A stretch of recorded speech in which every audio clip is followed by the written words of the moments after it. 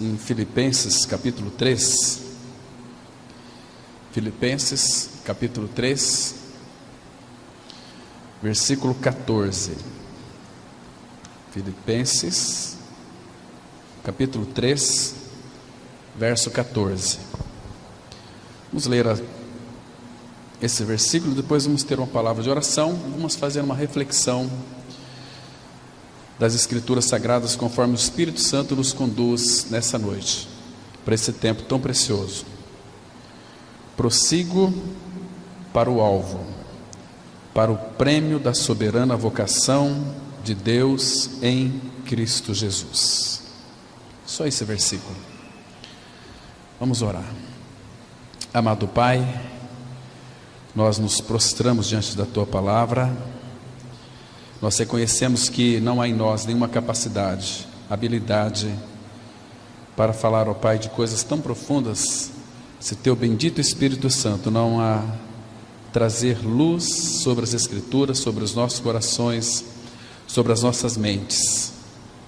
Te peço, Pai, para que Teu Espírito nos tome mente e coração, as nossas mentes e corações.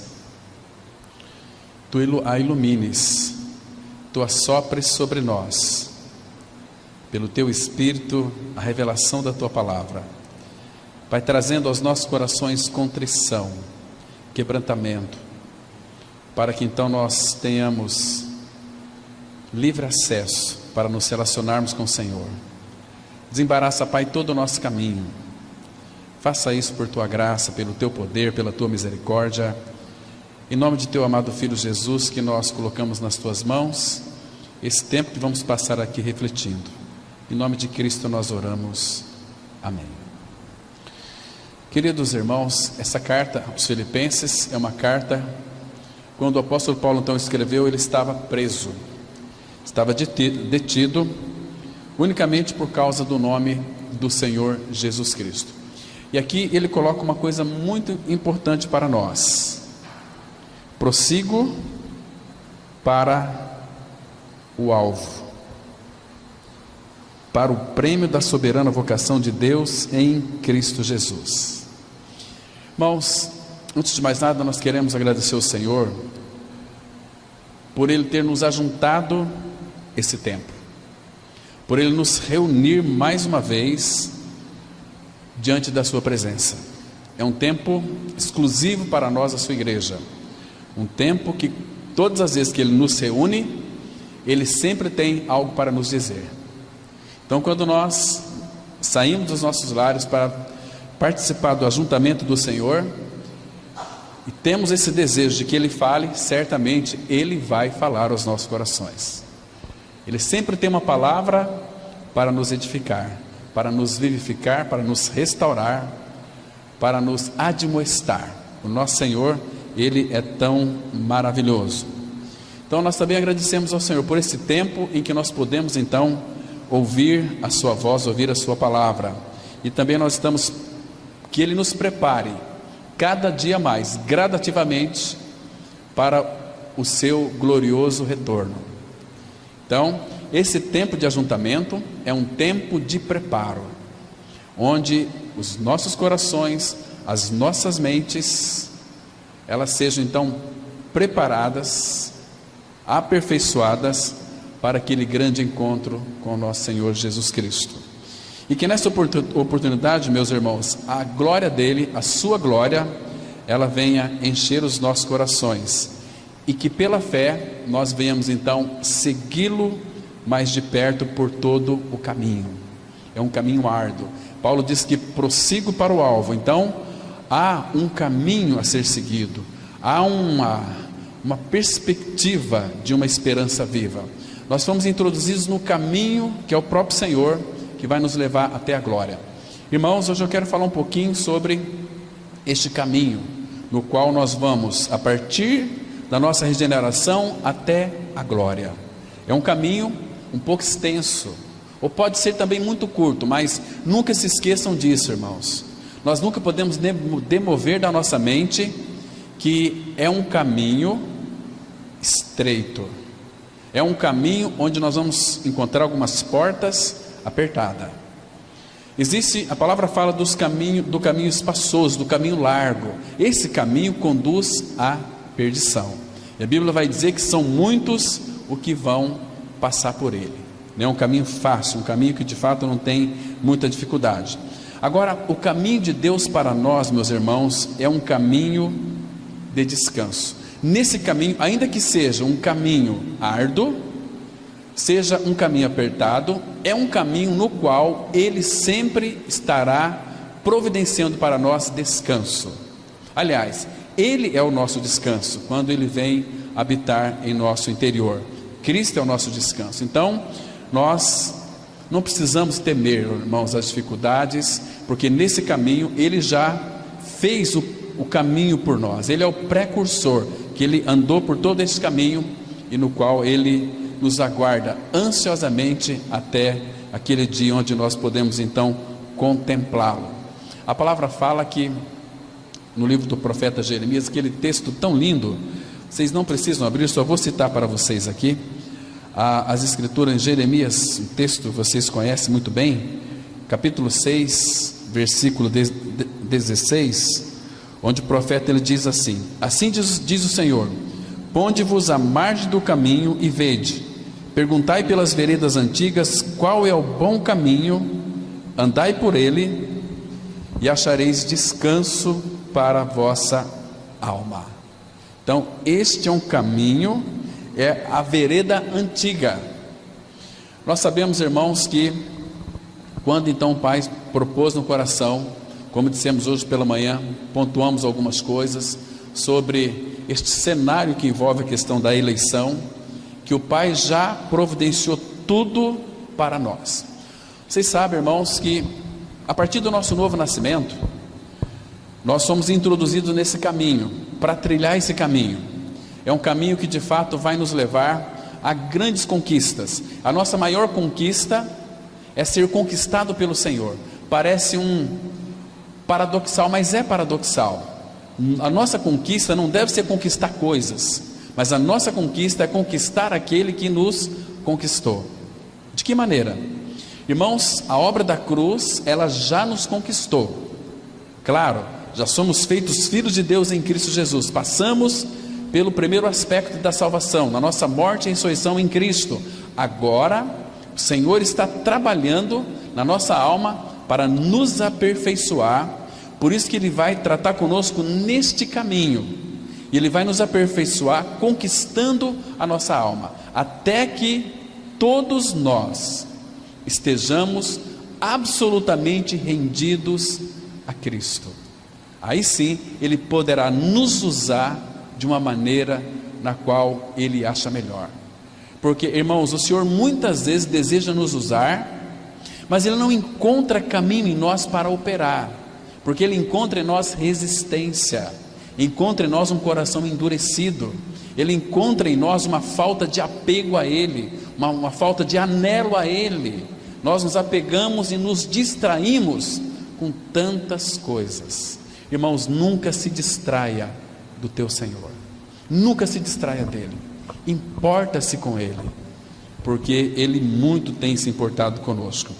Irmãos, todo o regenerado, por algum momento de sua caminhada com Deus, vai passar por momentos difíceis, e nós estamos, irmãos, nesse caminho aqui, prosseguindo para o alvo, esse caminho apertado, esse caminho que de fato é estreito, e algumas vezes nós vamos nos deparar com muitas aflições. Já foi predito pelo nosso Senhor, que no mundo nós teríamos aflições, mas tem de bom ânimo, eu venci o mundo, eu venci o mundo. Então, nesses momentos circunstanciais, onde parece que nós somos esquecidos, nunca devemos nos esquecer da bendita palavra do nosso Senhor, que Ele disse: vocês vão passar por aflições sim, mas tem de bom ânimo, porque eu venci o mundo, eu sou o vencedor, e eu habito dentro de vocês. E pelo fato de eu habitar dentro de vocês, Paulo, ele, naquela grande exclamação, ele diz assim: graças porém a Deus, que em Cristo nós somos mais do que vencedores, por meio daquele que nos amou. Eu e você, nós somos vencedores, porque Ele lutou as nossas batalhas, Ele venceu as nossas guerras, e Ele está trabalhando, irmãos, em nós hoje. A maior batalha que o Senhor tem que conquistar é o nosso coração, para que o nosso coração seja inteiramente dele. Irmãos, nós somos muito distraídos de Cristo, não podemos nos distrair dele, temos que reter a cabeça, sermos aperfeiçoados por Ele, porque, irmãos, Ele não vai nos aperfeiçoar se nós não propusermos voluntariamente estar neste caminho, ou seja, para que então a gente possa alcançar aquele alvo. E quando nós tiramos os olhos de Cristo, certamente nós vamos errar o alvo. O pecado também é errar o alvo, né? Mas, queridos irmãos, e eu sei que vocês também sabem que nesses caminhos, no caminho, aliás, que nós fomos introduzidos, certamente vocês sabem, talvez aqui alguns de vocês estejam passando por alguma dificuldade, ou talvez por uma grande provação. Irmãos, mas se de fato nós estamos em Cristo, quando eu digo estar em Cristo, não é tão somente verbalizar, eu estou em Cristo. Se alguém está em Cristo é nova criatura, sim, mas de fato nós estamos em realidade espiritual em Cristo. Porque se nós estivermos em Cristo, Ele vai permanecer em nós. E quando Ele permanece em nós, não importa que tipo de problema ou dificuldade, ou de provação, ou de tentação queremos enfrentar, até nos momentos áridos, aqueles momentos secos, aquele tempo de sequidão, para nós, os seus filhos, como o ímpio vai passar por esse tempo, os filhos de Deus em Cristo Jesus também irão passar, mas existe uma condição que ela é tão maravilhosa para nós. Eu queria que vocês abrissem comigo no livro do profeta Isaías, capítulo 58, versículo 11.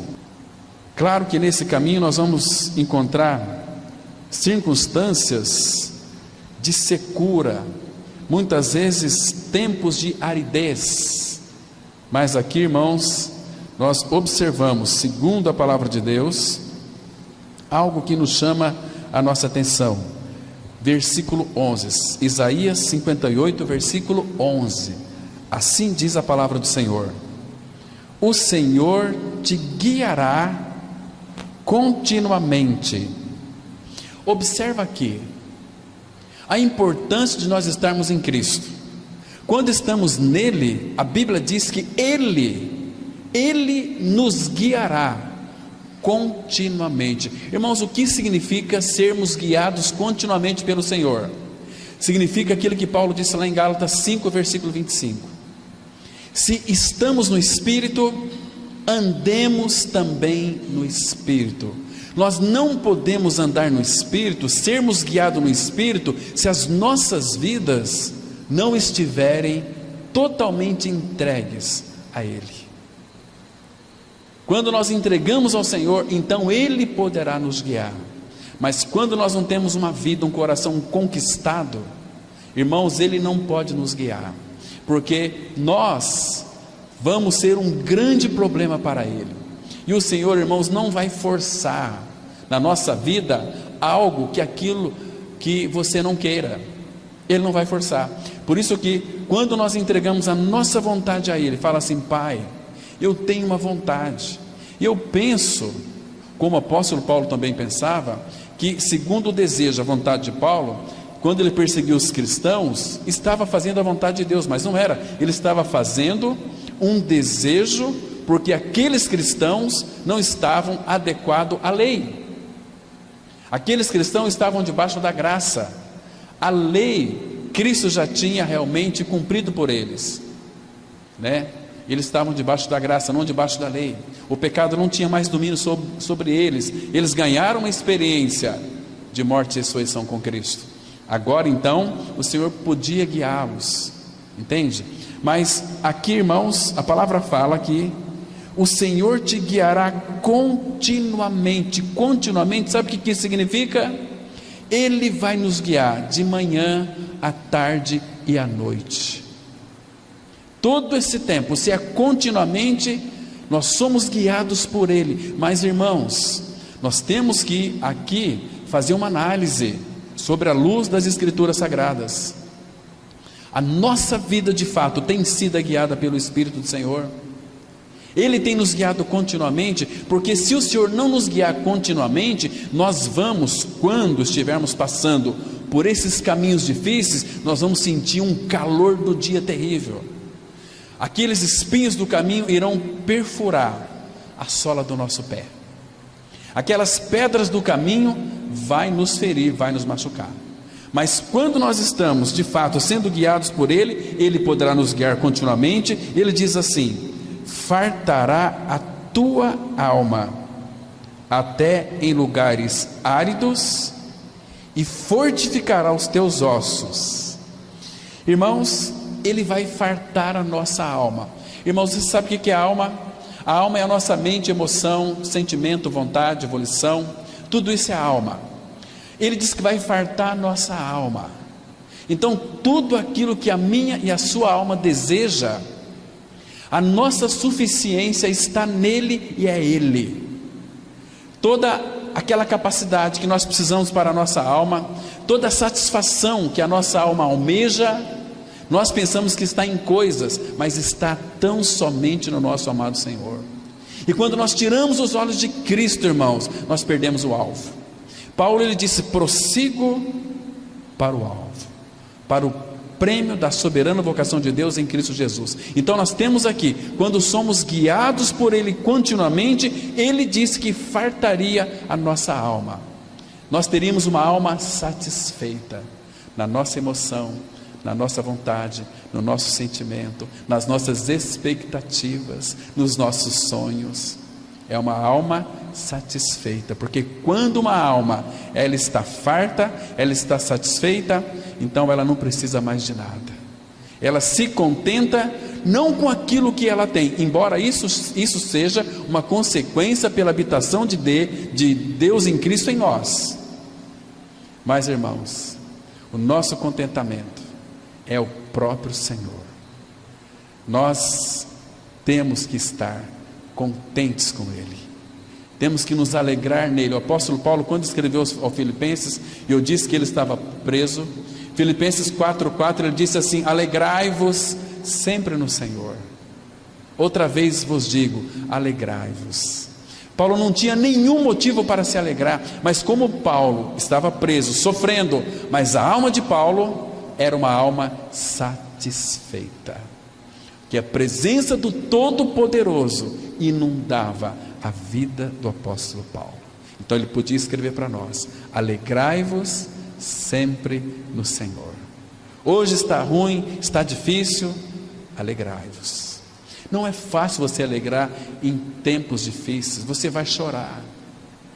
Mas, irmãos, o choro, diz o salmista 30, versículo 5, que ele pode durar até uma noite, mas a alegria vem pela manhã, porque Cristo é a nossa alegria, Cristo é a nossa satisfação, né?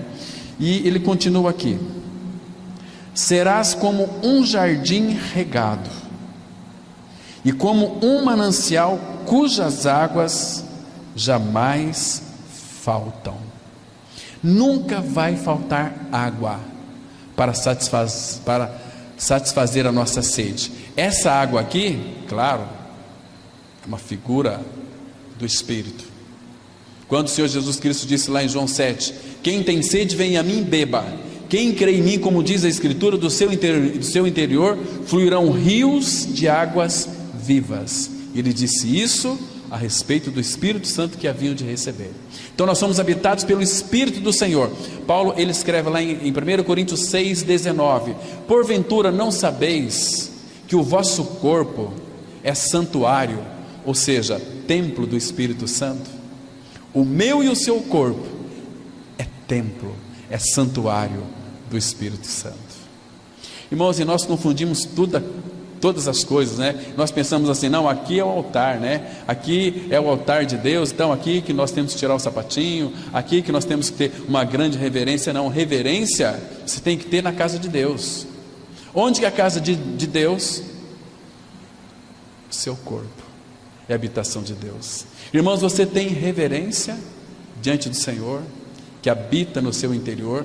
A palavra fala assim, o Senhor, lá em Abacuque, o Senhor está no seu santo templo, cale-se diante dele toda a terra, cale-se diante dele. Irmãos, nós precisamos ter, ou começar a ter, diante do Senhor, reverência e santo temor, porque Ele habita em nós, Ele é a nossa vida. Então, irmãos, nós vamos ser como um jardim regado e como um manancial cujas águas jamais faltam, porque dele é que vem toda a nossa providência.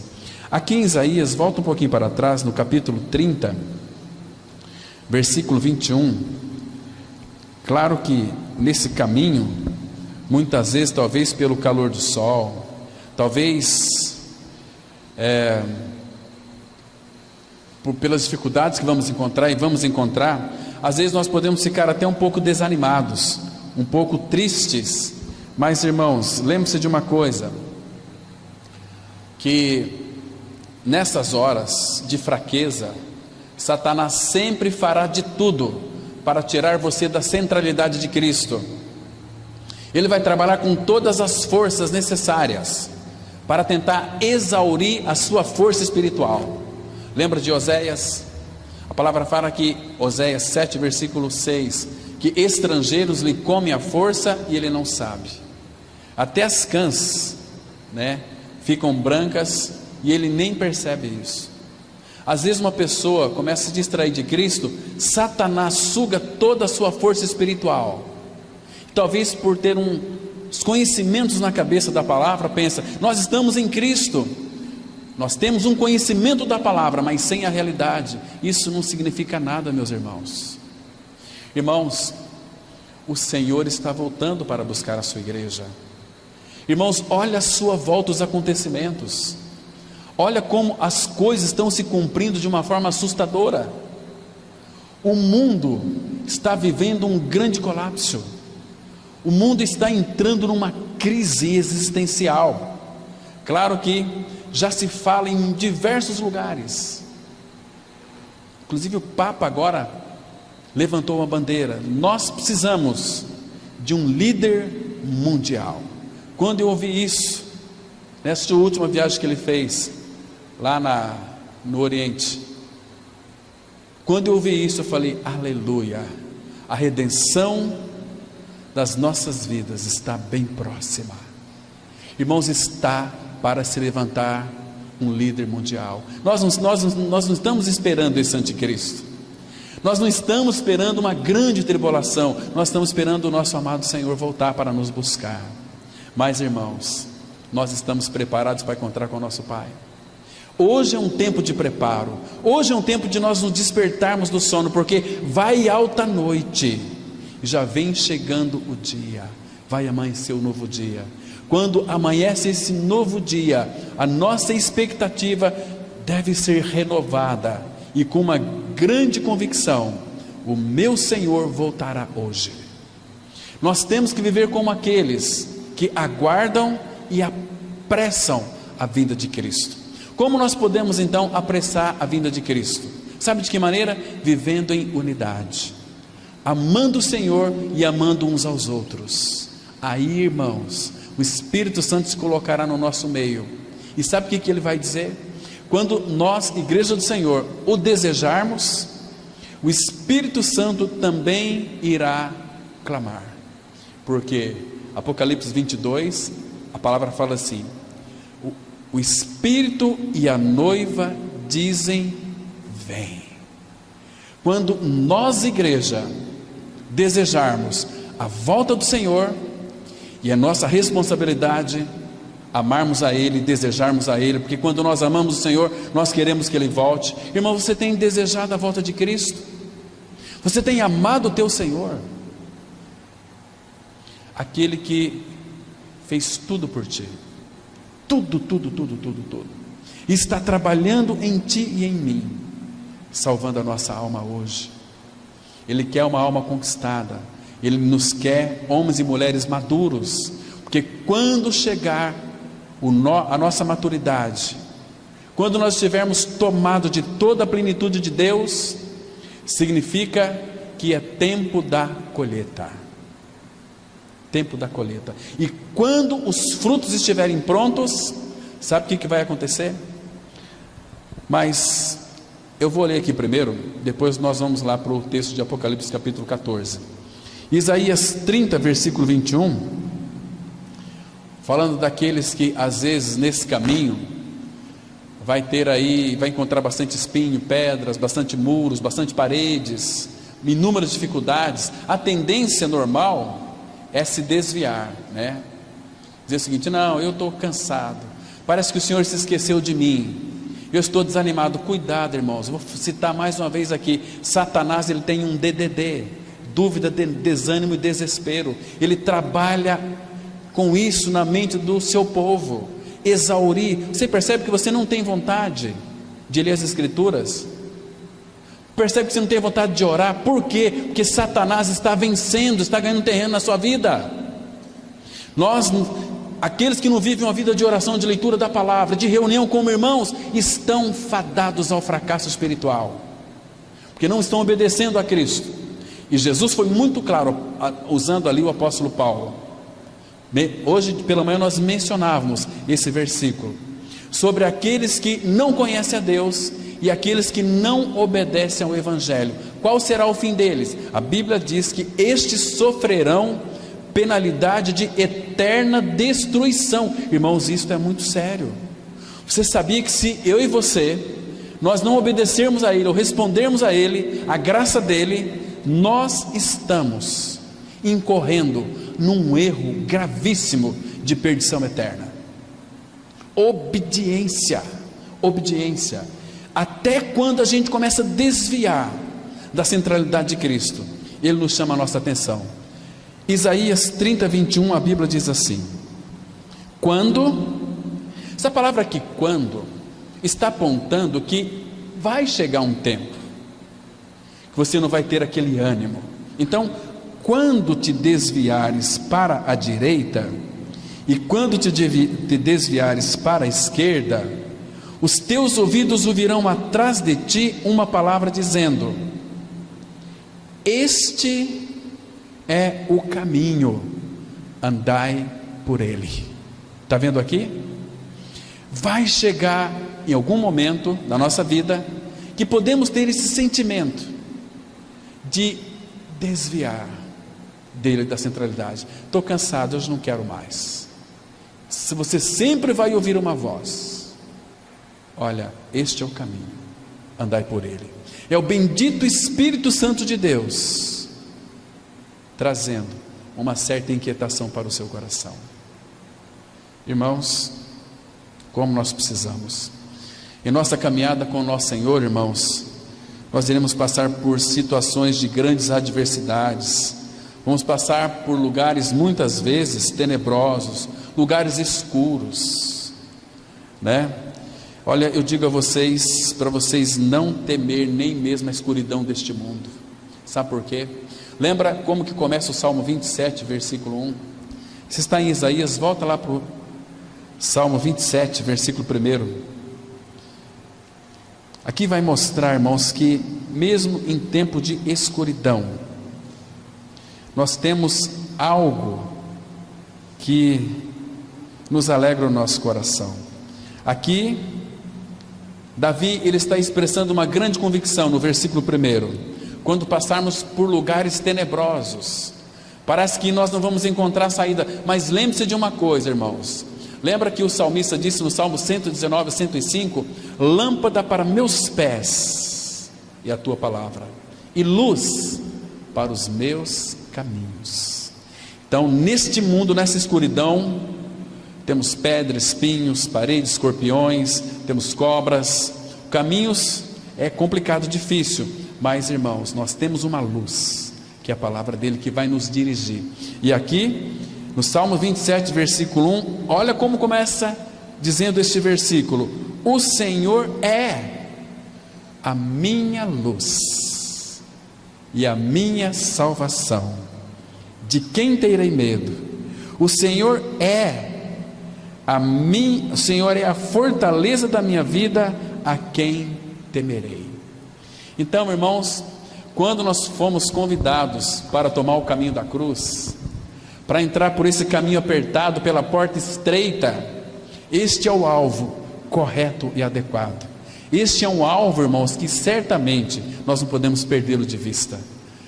Irmãos, como o Filho de Deus sofre neste mundo, porque nós estamos fora da nossa pátria. A nossa pátria está nos céus, de onde também aguardamos nosso Salvador, o Cristo, olhando para cima, aguardando Ele, né? Então nós estamos prosseguindo para este alvo. Então é um caminho até a glória.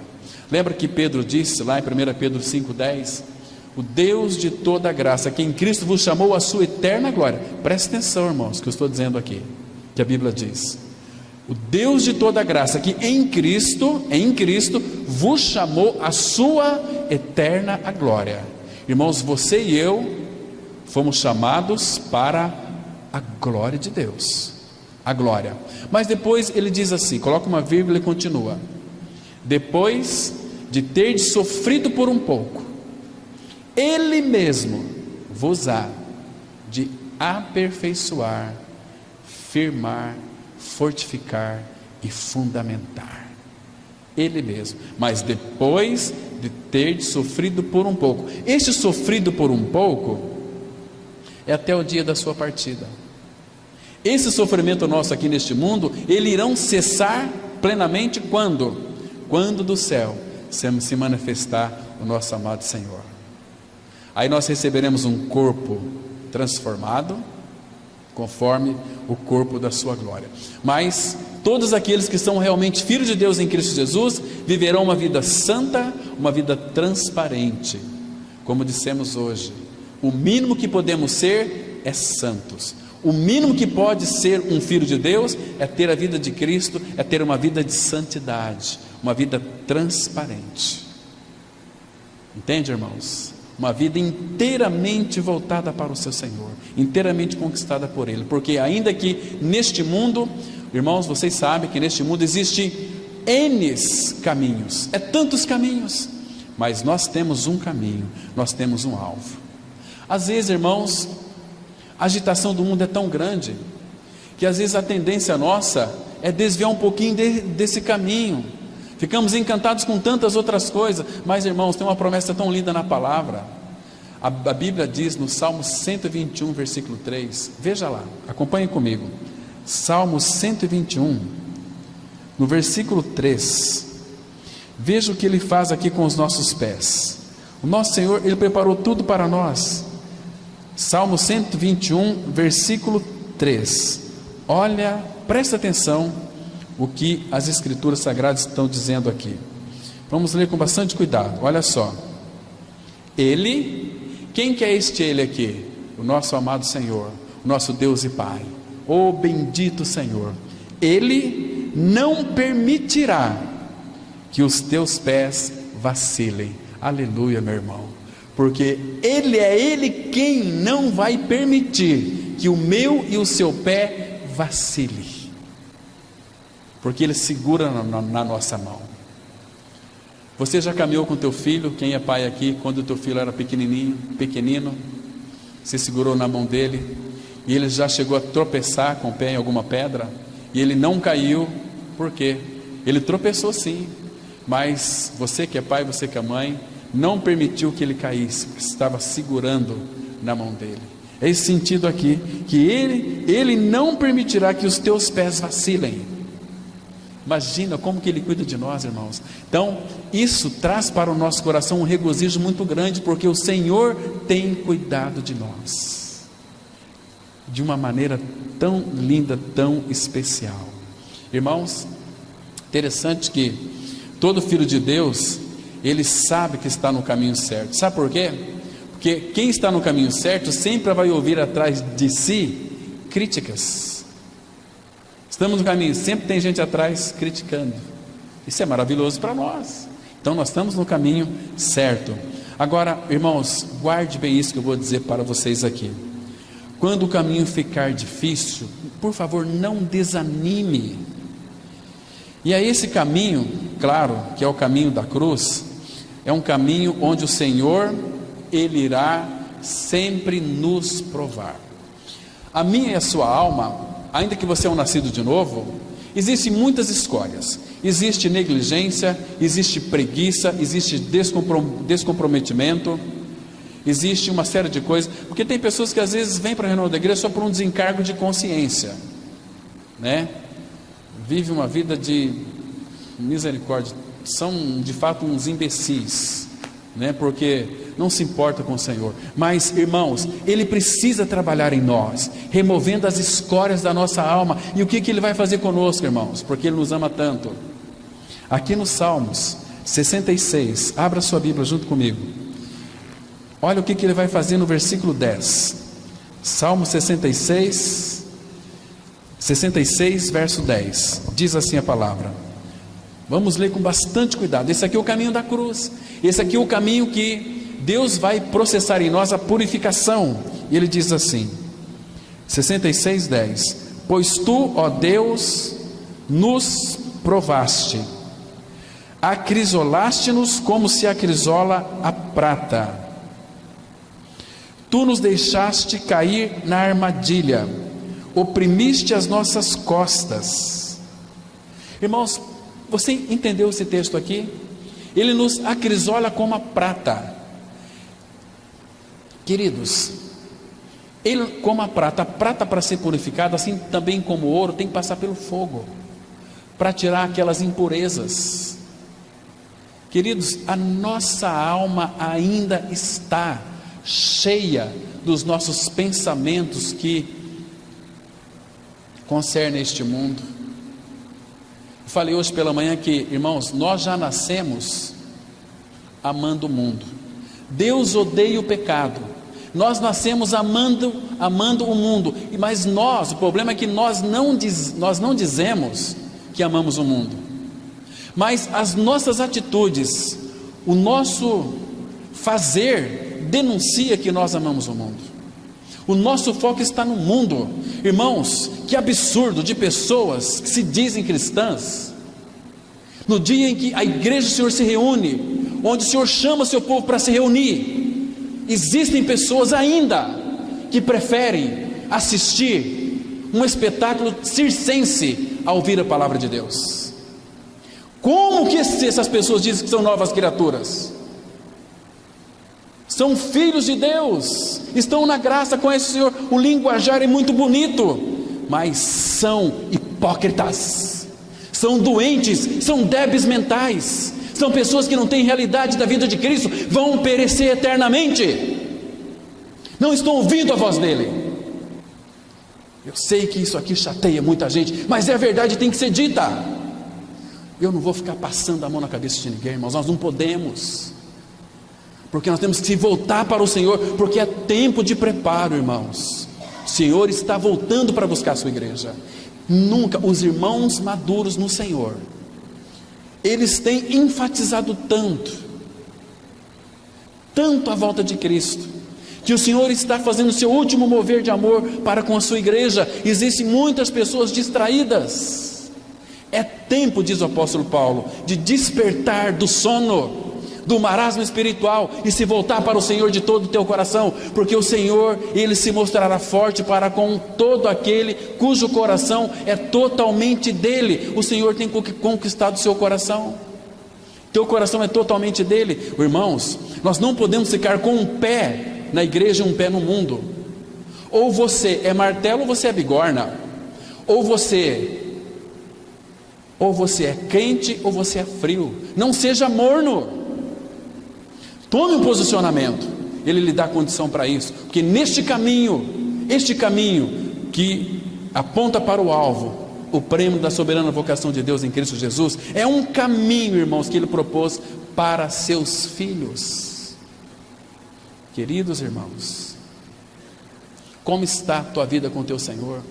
Se você fosse apresentar diante do Senhor hoje, você estaria preparado para encontrar com teu Deus? Irmãos, é a voz do Espírito clamando através de nós. É tempo de despertarmos do nosso sono espiritual, do nosso marasmo espiritual, queridos irmãos, porque o Senhor Aqueles irmãos que não forem maduros ficarão, para que sejam aperfeiçoados, porque a Bíblia fala de duas ressurreições. Irmãos, eu penso que o anjo já está com a foice na mão. Irmãos, tem irmãos aqui que trabalham com agricultura, com colheita, sabe que antes dos grãos, se eles não estiverem maduros, não há tempo de colheita, mas quando os grãos estão maduros, é tempo de colheita. Quanto é que nós temos de Cristo, irmãos, formado em nós? Porque se você não for maduro, se Jesus voltar hoje, se você não estiver amadurecido em Cristo, você vai ficar. Mas eu criei minha morte e ressurreição com Cristo, vai ficar para ser aperfeiçoado. A Bíblia fala de três arrebatamentos. Os maduros, eu tenho plena convicção disso, que serão arrebatados antes da tribulação. Eu também creio que os não maduros enfrentarão a grande tribulação para serem aperfeiçoados. A Bíblia diz isso. E aqueles que são quase maduros, não estão muito maduros, enfrentarão 3 anos e meio de grande tribulação para ser aperfeiçoado nesse tempo. Agora, graças ao Senhor, aqueles irmãos e irmãs que têm Cristo, que Cristo está sendo formado, quando o anjo descer a sua foice para cegar os grãos maduros, nós vamos estar nessa. Abra sua Bíblia, Apocalipse, capítulo 14, versículo 14 e 15. Olha só, Apocalipse 14, versículo 14 e 15. Essa aqui é a visão de João das coisas que em breve irão acontecer. Então, presta atenção nessa leitura. Olhei e eis uma nuvem branca. Queridos, vocês se lembram que lá em Atos capítulo 1, a partir do versículo 9, quando o Senhor Jesus ele foi ascendido ao céu, ele foi numa nuvem, uma nuvem o encobriu. A volta de Cristo, aqui João está se referindo à volta de Cristo, presta atenção. Olhei e eis uma nuvem branca, e sentado sobre a nuvem um semelhante a filho de homem. Jesus está voltando aqui, presta atenção. E tendo na cabeça uma coroa de ouro, e na mão uma foice afiada. Presta atenção. Agora olha o 15. Outro anjo saiu do santuário, gritando em grande voz para aquele que se achava sentado sobre a nuvem. Esse que se achava sentado sobre a nuvem é o nosso Senhor Jesus. Disse assim para o que estava sentado na nuvem, para o Senhor Jesus, porque Jesus não vai voltar enquanto o Pai não der a ordem. O Senhor está ansioso para vir nos buscar. Faz 2 anos que Ele está esperando a sua noiva, a sua igreja, e Ele diz assim: toma a tua foice e ceifa, pois chegou a hora de ceifar, visto que a seara da terra já amadureceu.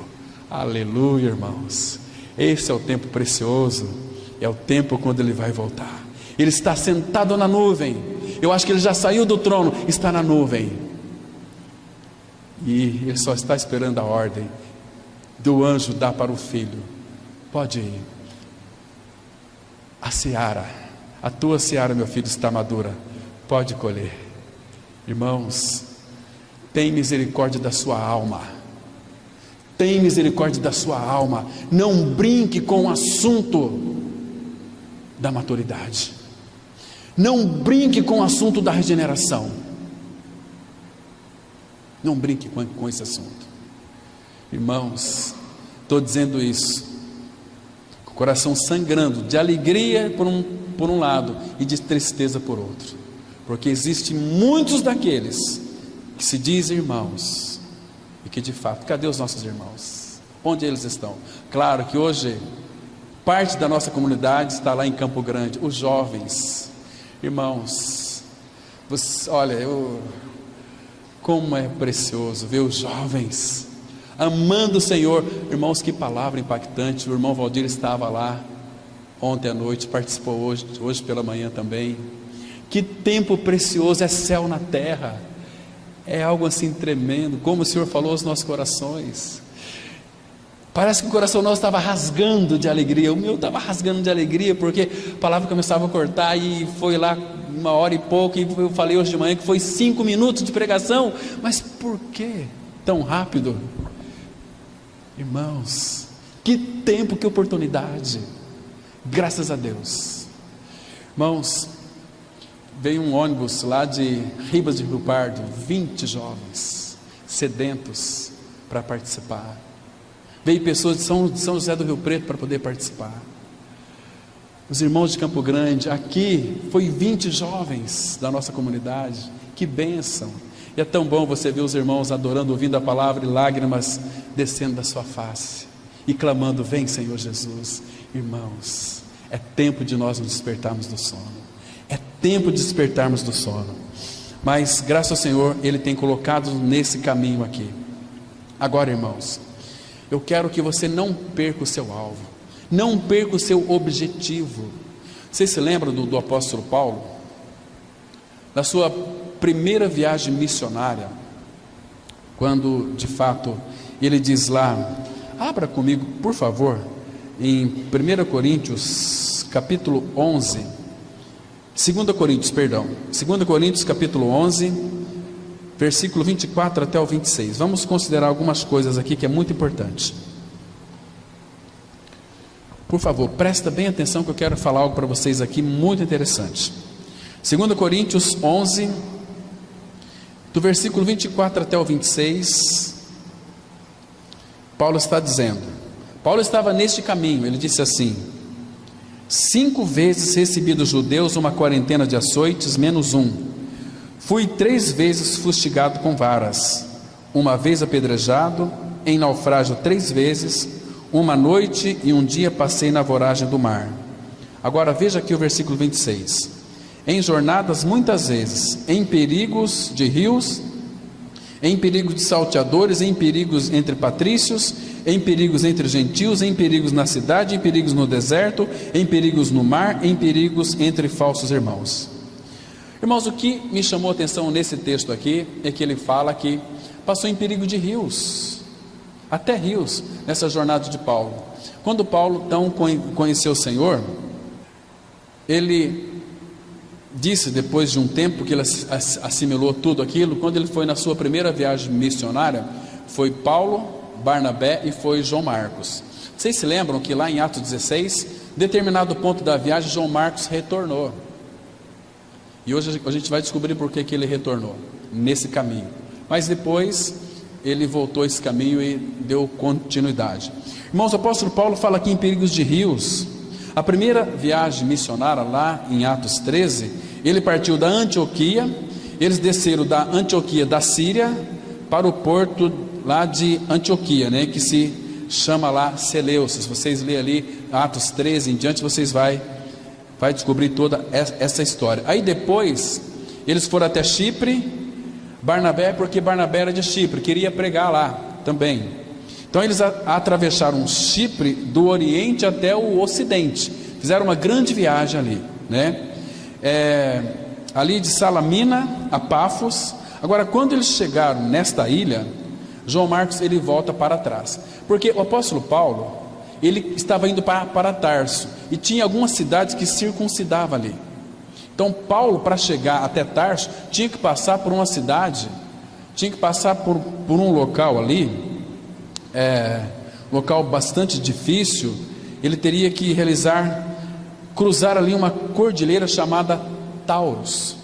Essa cordilheira chamada Taurus, na qual o apóstolo Paulo passou, era muito alta, e lá em cima fazia muito frio, então muitas vezes tinha neve, congelava, e lá embaixo ficava muitos salteadores, aqueles homens que nem o Império Romano conseguiu liquidá-los, eles ficavam ali intocados.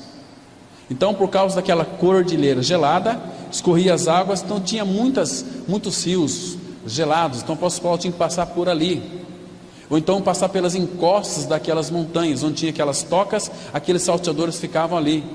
Eram criminosos que alguém se arriscaria a passar por ali, certamente iria ser roubado e muitas vezes até morto. Imagina, irmãos, quanto sofreu o nosso querido irmão apóstolo Paulo e Silas também.